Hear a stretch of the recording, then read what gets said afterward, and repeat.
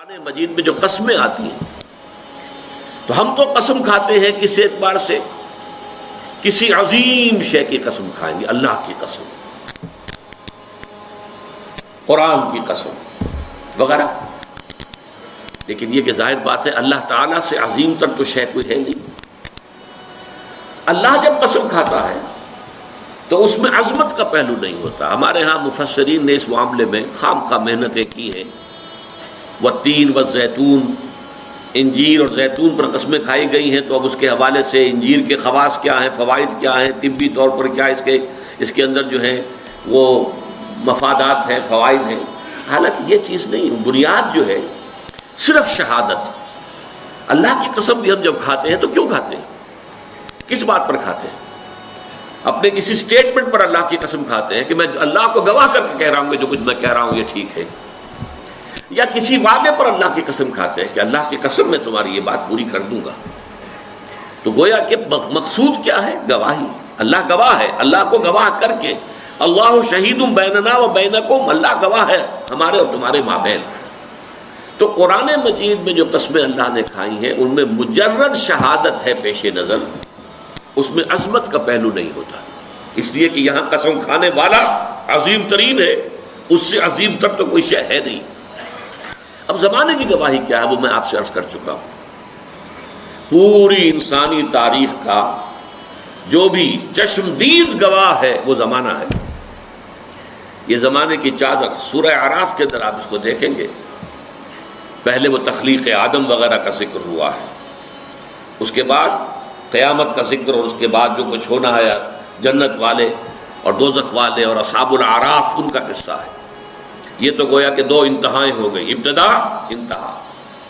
اس کے درمیان پھر شروع ہوتا ہے حضرت نوح کا معاملہ، حضرت ہود کا، حضرت صالح کا، حضرت لوط کا، حضرت شعیب کا، اور پھر بڑی تفصیل جو ہے حضرت موسیٰ علیہ السلام. یہ سب تاریخ ہے.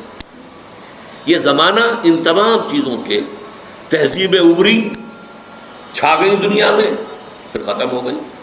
یہ سارا عروج و زوال اس زمانے نے اپنی آنکھوں سے دیکھا ہے. یہ چشمدید گواہ ہے. بڑی بڑی عظیم سلطنتیں بنی اور پھر ٹکڑے ٹکڑے ہو کر منتشر ہو گئی، ہوا ہو گئی. اسی طریقے سے بڑے عظیم لوگ آئے دنیا کے اندر، پھر ان کا نام و نشان مٹ گیا، ان کی یاد تک جو ہے لوگوں کے ذہنوں میں نہیں رہی. اس میں کیا اصول ہیں، کیا قواعد ہیں؟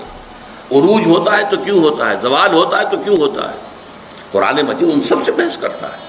لیکن یہ کہ والعصر جو ہے زمانے کو گواہی کے طور پر پیش کیا جا رہا ہے کہ زمانہ گواہ ہے کہ تمام انسان خسارے میں ہیں سوائے ان کے جو 4 شرطوں کو پورا کرنے والے. اس میں جیسا کہ میں نے عرض کیا تھا پچھلی نشست میں، چونکا دینے کا انداز بھی ہے. جیسے یہ وقت تیزی سے گزر رہا ہے.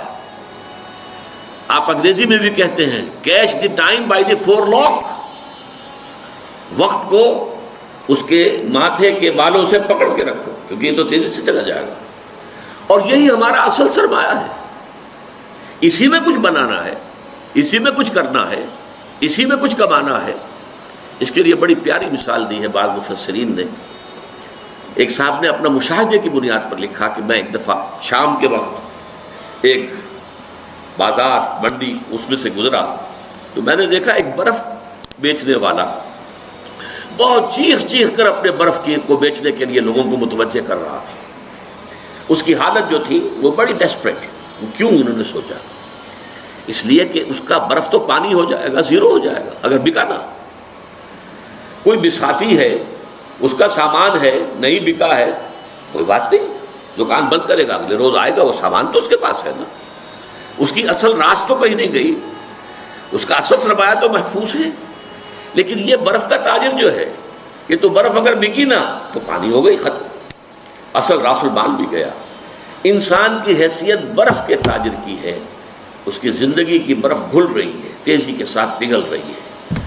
جس کو کہا ہے ایک شاعر نے بہت عمدگی کے ساتھ، غافل تجھے گھڑیال یہ دیتا ہے منادی، گردوں نے گھڑی عمر کی ایک اور گھٹا دی.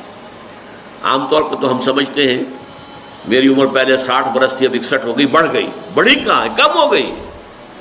اس لیے کہ جو بھی ٹائم اس دنیا میں ہے میرے لیے اس میں سے اب 1 سال کم ہو گیا.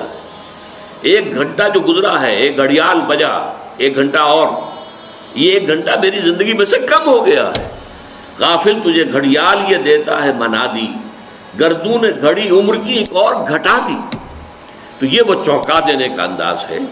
Time is fleeting, catch the time by the four lock.